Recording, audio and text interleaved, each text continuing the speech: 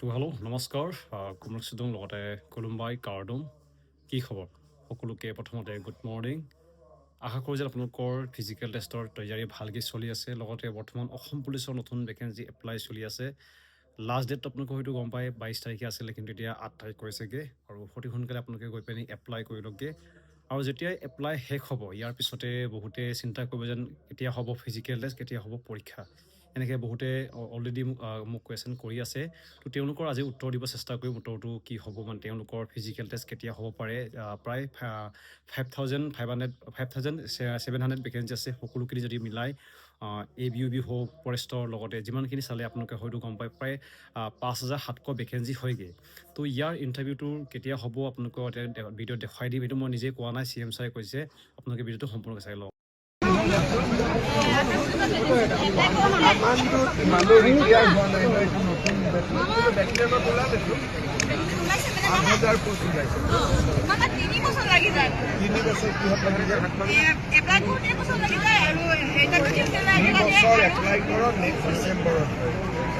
মামা এটা ফটো বস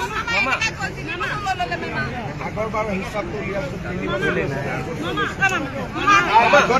মামা এটা ফটো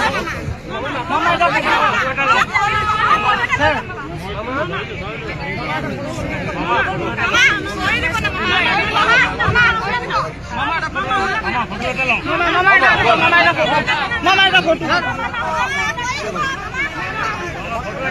राजा है राजा तो राजा जैसा रहना पड़ेगा ना फोटो तो देने के लिए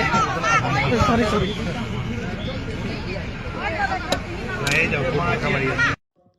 এতিয়া আপোনালোকে দেখিছে যেন CM ছাৰে কি কৈছে মই এইটো কোনো বনাই কোৱা নাই যোৱাকালি হয়তো কিছুমান কেণ্ডিডেটে তেওঁক প্ৰশ্ন কৰিছিলে যেন কেতিয়া হ'ব ইণ্টাৰভিউ তেওঁৰ কোৱা অনুসৰি আপোনালোকৰ ডিচেম্বৰ মাহত হ'বগৈ যিহেতু ইলেকশ্যন আছে আপোনালোক হয়তো গম পায় ইলেকশ্যনৰ কাৰণে হয়তো অলপ পিছুৱাই